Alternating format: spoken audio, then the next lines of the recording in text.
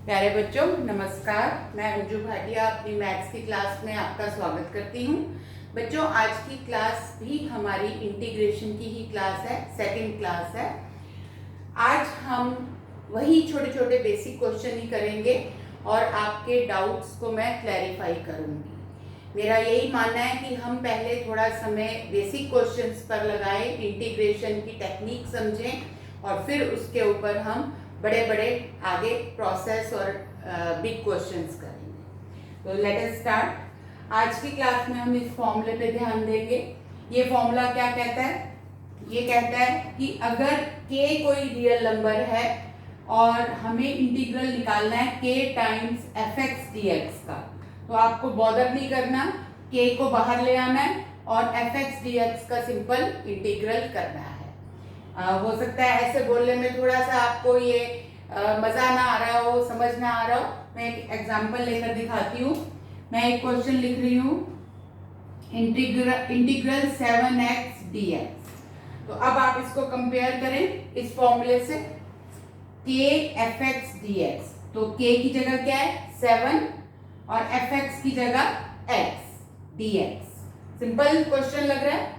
आपको क्या करना है, इसको इंटीग्रेट करने के लिए कोई कष्ट नहीं करना। ये 7 हमें कोई कष्ट नहीं देगा, इस 7 को हम बाहर निकाल देंगे। लिखा है ना, k को बाहर निकाल सकते हैं। तो हम इस 7 को बच्चों बाहर निकाल लेते हैं और अंदर हमारा अब ये एक सिंपल सा क्वेश्चन बन गया x dx। तो अब इसको इंटीग्रेट कर देते हैं। तो ये हो गया 7x² 2 + c, दैट्स ऑल। और अगर ये 1/7 होता तो भी आपको कंफ्यूज नहीं होना। बच्चों हो सकता है आपको अभी ये बहुत सिंपल लग रहा हो, लेकिन जब ये क्वेश्चन की फॉर्म में आता है तो मैंने देखा बहुत सारे बच्चे कंफ्यूज हो जाते हैं। तो 7 हो 1/7 हो, हमें कोई प्रॉब्लम नहीं है, सेम फंडा रहेगा। आप 1/7 को बाहर निकाल लेंगे, अंदर x dx, सिंपल उसी टेक्निक से ये आ गया x² 2 + c। आई होप आप इस फॉर्मूले का जो मतलब है वो समझ गए होंगे। तो आगे बढ़ते हैं। अब तीसरा क्वेश्चन मैं क्या ले रही हूं, मैं हमेशा बच्चों यही कोशिश करती हूँ कि मैं आपको डिफरेंट क्वेश्चंस लेकर आपके डाउट्स क्लियर करने की कोशिश करती हूँ। तो अब थर्ड क्वेश्चन में हमें क्या करना है देखते हैं। हमें लिखना है, अब की हमारा क्वेश्चन ये है 7/x dx। मैंने एक 7 नंबर ही पकड़ लिया और उसी पे ही सारे क्वेश्चन कर रही हूँ। आपका ये कोई भी और कांस्टेंट हो सकता है। तो अब सेम वही स्ट्रेटेजी, कांस्टेंट को पहचानो। आपका कांस्टेंट कौन है? 7। तो आप ये 7 को बाहर ले आए और ये अब आपका सिंपल बन गया 1/x dx। और मैंने पिछली वीडियो में, पिछली क्लास में आपको बहुत समझाया था, रटवाया भी था कि जहां 1/x हुआ उसका इंटीग्रल log x। आप बच्चे कंफ्यूज हो जाते हैं, x को ऊपर ले जाने की कोशिश करते हैं। नो, 1/x log x का डेरिवेटिव होता है 1/x, तो 1/x का इंटीग्रल log x। तो ये आ गया सिंपल सा answer 7 log x + c, 7 log x + c। और अगर मान लो इसी का दूसरा केस ले लेती हूँ कि अब 1/7x है, तो अगेन मैं जान के ये एग्जांपल ले रही हूँ कि आपको ये चीजें बिल्कुल क्लियर हो जाए, दिमाग में बैठ जाए कि चाहे 7 हो चाहे 1/7 हो, वो एक सा ही बिहेव करेगा, वो तो कांस्टेंट है। तो आप 1/7 को बाहर ले आए, अंदर रह गया 1/x dx। तो 1/x का इंटीग्रल होता है log x। तो अब की आपका आंसर आ जाएगा 1/7 log x + c। एक और क्वेश्चन लेती हूँ। बच्चे अक्सर अंडर रूट से डर जाते हैं, तो हम लेते हैं अंडर रूट को। तो अब की हम ऐसे लिखते हैं, मान लो √7x dx। इसको इंटीग्रेट करना है, √7x dx। बस वही जो मेरी छोटी सी टिप है कि अपने कांस्टेंट को पहचानो। कांस्टेंट क्या है? √7।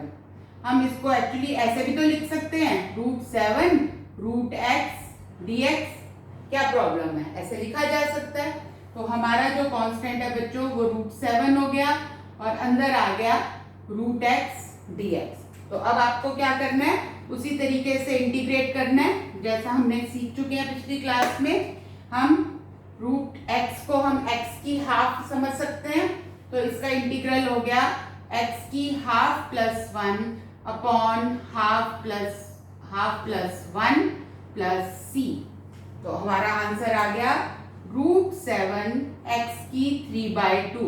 नीचे भी 3/2 होगा, वो ठीक होकर हो जाएगा 2/3 प्लस c।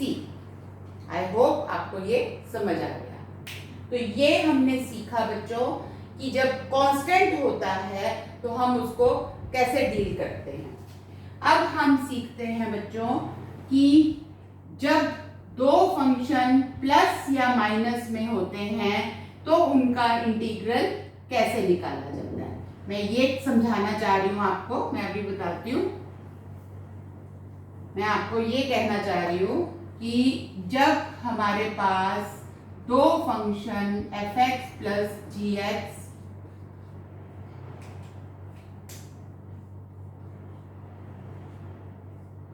dx इस तरह से है, मान लो ये इस तरीके से है, तो हम क्या करेंगे, इसको हम क्या करेंगे, अब इसे हम इसको अलग अलग कर सकते हैं। f(x) dx plus gx dx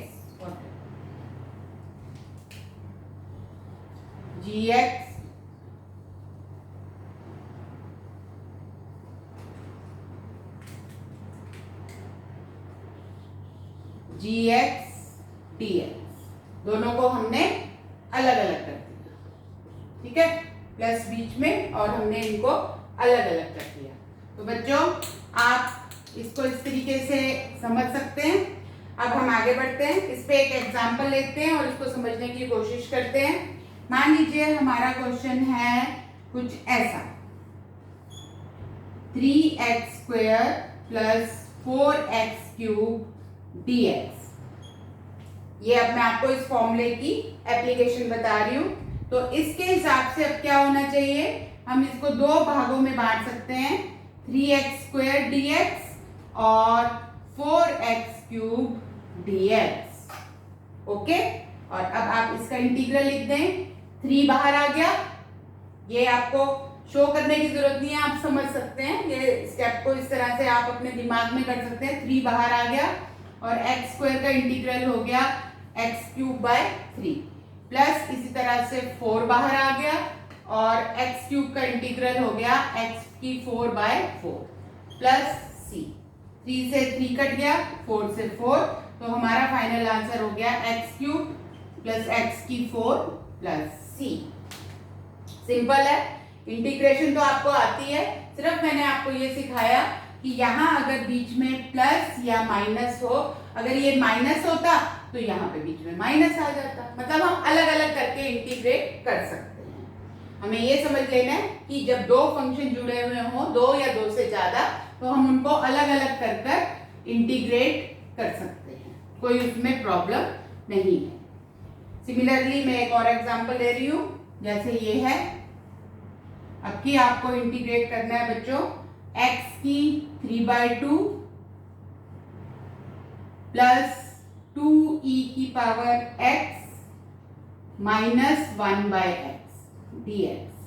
तो ये कितने फंक्शन है, पहचानो, 3 फंक्शन है ये। एक तो x की 3/2 dx, एक 2 को बेशक बाहर ले लो साथ के साथ e⁻x dx, ये 2ex है ना, 2 हमें कांस्टेंट अभी हमने सीखा है, उसको हम बाहर ले सकते हैं, माइनस 1/x dx। तो जहां प्लस था वहां प्लस, जहां माइनस था वहां माइनस। तो अब ये क्या बन गया, इसका आंसर लिखते हैं हम। ये हो गया x की 3/2 प्लस 1, तो 5/2। अब हम डायरेक्ट भी कर सकते हैं, 3/2 प्लस 1, और नीचे भी 3/2 प्लस 1। यहाँ पर e⁻x का इंटीग्रल e⁻x होता है, नो प्रॉब्लम, और ये हो गया हमारा log x plus C. Constant of integration लिखना बहुत जरूरी है, तो प्लस सी। तो हमारा फाइनल आंसर आ गया बच्चों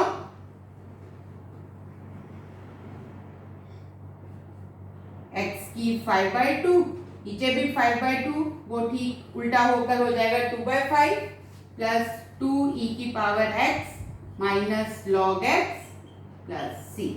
तो दैट्स इट। तो आई होप ये हमारी शॉर्ट सी क्लास में आपको ये अंडरस्टैंडिंग हो गई कि किस तरीके से हम कॉन्स्टेंट्स को और प्लस जब दो फंक्शन आपस में जुड़े होते हैं या माइनस में होते हैं तो हम कैसे डील करते हैं। नेक्स्ट क्लास में हम ट्रिग्नोमेट्रिक फंक्शंस के बारे में सीखेंगे और मैं चाहती हूँ कि आप इस तरह के क्वेश्चंस की अपनी बुक में से प्रैक्टिस करें।